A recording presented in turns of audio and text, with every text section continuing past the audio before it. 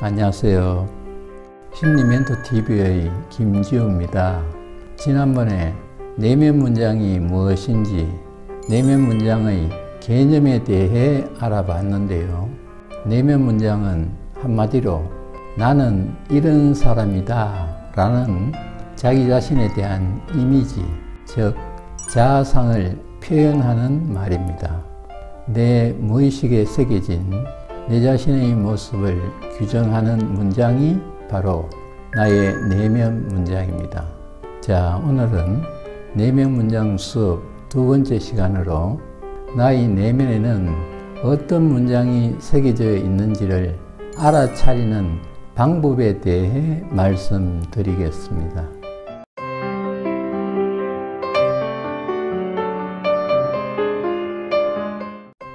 우리의 무의식 속에는 내면아이라 불리는 수많은 자아들이 있습니다. 우리가 지금까지 살아오면서 겪은 경험을 통해 내면에 형성된 자아들 중에는 내가 사랑하는 자아들과 너무 못나 보여서 억눌러 놓은 자아들이 섞여 있는데, 내면 문장은 이런 자아들이 자신을 표현하는 말이라고 하면 쉽게 이해가 되실 겁니다. 예를 들어서 나의 내면에는 항상 두려움에 휩싸여 있는 자아가 있고, 불안해하는 자아도 있고, 잘난 체 하는 자아도 있습니다. 항상 두려움에 휩싸여 있는 자아는 두려워, 무섭다 라는 말을 하고, 불안해하는 자아는 불안하다, 그리고 잘난 체 하는 자아는 나는 멋진 사람이야 라는 말을 하겠죠. 이런 말들이 나의 내면에 새겨져 있다는 것입니다. 그래서 나의 내면에 어떤 문장이 새겨져 있는지를 알아차리는 것은 어렵지 않습니다.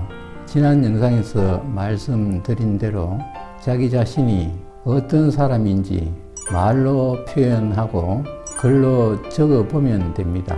그리고 이때는 자기 자신을 솔직하게 드러내는 것이 매우 중요합니다. 그래야 자신의 무의식을 투명하게 바라볼 수 있고 왜곡된 부분을 바로잡을 수 있기 때문입니다. 그런 점에서 나의 내면 문장을 정확하게 인지하는 것은 내 자신을 이해하고 받아들이는 가장 좋은 방법이라고 할 수 있는데요. 나의 내면에 어떤 문장이 새겨져 있는지를 좀 더 구체적으로 알 수 있는 방법은 인식되는 모든 대상을 좋은 것과 나쁜 것, 옳은 것과 그른 것, 그리고 강한 것과 약한 것으로 구분하는 나의 자아가 어느 것을 더 선호하는지를 생각해 보는 것입니다. 만약 돈이 많은 부자는 좋은 것이고 가난한 극빈자는 나쁜 것이라고 인식한다면 나는 가난해질까봐 두려워 라는 문장이 나의 내면에 새겨져 있습니다. 그리고 건강한 건 좋은 것이고 병약한 건 나쁜 것이라고 인식한다면 나는 병약해질까봐 불안해 라는 문장이 나의 내면에 새겨져 있고, 부모님께 효도하는 건 좋은 것이고 불효하는 것은 나쁜 것이야 라는 인식도 마찬가지로 나는 불효자가 될까봐 겁이 난다 라는 문장이 나의 내면에 새겨져 있는 것입니다. 자, 그런데 뭔가 이상한 것 같지 않은가요? 부자가 극빈자보다 좋은 것은 당연하고 나는 부자가 되기를 원하는데 나의 내면에 나는 부자가 되고 싶어, 부자가 될 거야 라는 문장이 새겨져 있어야 되는 게 아닌가 하는 생각이 드실 겁니다. 하지만 우리가 알아야 할 것은 인식하는 대상을 좋은 것이라고 규정하고 있다는 것은 그 대상처럼 되거나 그 대상을 갖고 싶은 갈망이 크기 때문에 나타나는 현상이라는 사실입니다. 내가 부자가 되기를 원하는 것은 현재는 부자가 아니기 때문에 돈에 대한 결핍감이 내 의식의 밑바닥에 깔려 있다는 것입니다. 그리고 그 결핍감을 채우기 위해 열심히 노력하지만 내가 현재 갖고 있는 것이 돈이 부족하다라는 결핍감이기 때문에 끌어당김의 법칙에 따라 더 큰 결핍감을 끌어당기게 됩니다. 그래서 돈에 대한 집착이 강해지고 그런 집착으로 인해 항상 돈이 부족한 현실이 나타나는 악순환이 반복되는 것입니다. 또한 내가 나쁜 것이라고 규정한 가난한 극빈자가 될까봐 두려워지게 됩니다. 건강이나 효자가 되고 싶은 갈망도 마찬가지의 결과로 이어지는데요. 이런 이유로 우리의 내면에는 내가 바라는 것이 아닌 내가 두려워하는 문장이 선명하게 새겨지는 것입니다. 이런 현상과 관련해서 가장 대표적으로 꼽을 수 있는 질문이 한 가지 있습니다. 그것은 나는 운이 좋은 사람인가 아니면 운이 나쁜 사람인가 라는 것입니다. 아마 이 질문에 많은 분들이 나는 운이 좋은 사람이라고 대답하고 싶으실 겁니다. 나는 운이 나쁜 사람이라고 대답하고 싶은 분은 거의 없겠죠. 왜냐하면 나는 운이 나쁜 사람이다 라고 말하는 순간 실제로 그렇게 될까봐 두렵기 때문입니다. 그래서 대부분의 사람들은 이런 경우에 나는 약간 운이 좋은 사람인 것 같아요 라든가 나는 운이 나쁘지는 않은 것 같아요 라는 대답을 하는데요. 내가 운이 좋은 사람인지 운이 나쁜 사람인지를 정확하게 알아차리려면 나는 걱정이 많은 사람인가 아니면 걱정이 없는 사람인가를 다시 스스로에게 물어보면 됩니다. 만약 나는 걱정이 없는 사람이야 라고 생각된다면 나는 운이 좋은 사람이 분명합니다. 왜냐하면 나는 운이 좋은 사람이기 때문에 어떤 경우에도 걱정할 필요가 없기 때문입니다.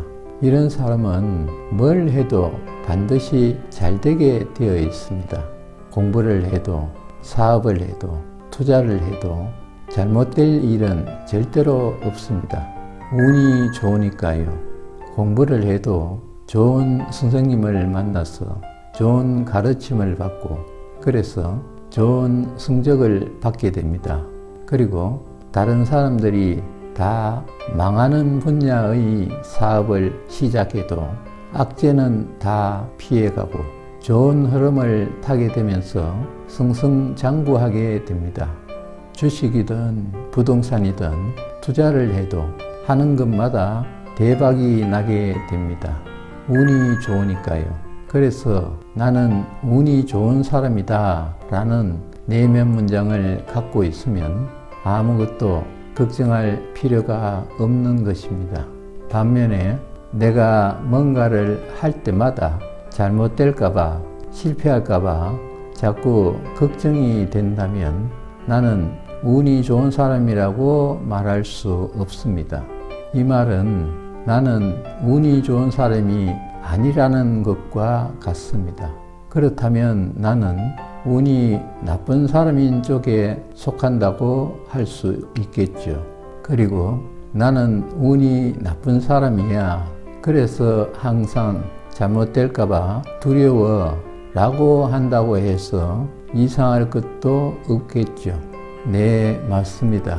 실제로 대부분의 사람들은 걱정을 하면서 살아가고 실패에 대한 두려움을 갖고 있습니다.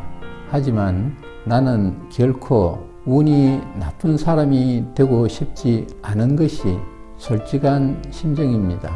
그것은 너무나 큰 저주이니까요. 그래서 어떤 경우에도 나는 운이 나쁜 사람이야 라고 말하는 것이 두렵습니다. 그래서 나는 운이 좋은 사람이야, 나는 잘할 수 있어 라고 긍정 확언을 마치 주문 외우듯이 되풀이합니다. 이것이 시크릿의 핵심적인 요소라고 알고 있는 분들이 많고, 또 실제로 시크릿을 열심히 실천하시는 분들도 많이 계십니다. 하지만 시크릿이 실패할 수밖에 없는 이유가 바로 이것이라는 사실을 아는 분들은 많지 않습니다. 왜냐하면 앞에서 말씀드린 대로 자신이 뭔가를 원한다는 것은 결핍이 바탕에 깔려 있기 때문입니다. 그런데 나는 운이 나쁜 사람이다 라는 사실을 알아차리고 인정하는 것은 역설적이게도 나는 운이 좋은 사람이다 라고 말하는 것과 같습니다. 왜냐하면 내면 문장은 서로 상반되지만 짝이 되는 두 가지의 문장으로 구성되어 있기 때문입니다. 이 말은 나의 내면에는 나는 운이 좋은 사람이다와 나는 운이 나쁜 사람이다 라는 두 개의 문장이 붙어 있는데, 나는 그동안 운이 좋은 사람이다 라는 문장을 억눌러 놓았다는 것입니다. 그리고 그 이유는 나는 운이 좋은 사람이다 라는 문장을 과시하면 누군가의 시기와 질투로 인해 피해를 받게 될까봐 두려웠기 때문입니다. 이것은 나는 피해를 받을까봐 두렵다 라는 또 다른 문장이 나의 내면에 새겨져 있고, 그 두려움으로 인해 나타나는 현상입니다. 지금까지 말씀드린 내용을 요약하자면, 나의 내면에는 서로 상반되지만 짝이 되는 두 개의 문장이 붙어 있다는 사실과, 그 중에 하나의 문장이 두려움으로 인해 억눌리게 됨으로써 다른 하나의 문장도 억눌리게 되는데, 그것을 알아차리고 인정하게 되면 억눌려 있던 문장의 내용이 풀어지면서 좋은 것과 나쁜 것이 아닌 괜찮은 것으로 인식되어지게 됩니다. 그래서 이런 사실을 알아차리면 나는 운이 좋은 사람도 아니고 운이 나쁜 사람도 아니라 나는 운이 괜찮은 사람이 되는 것입니다.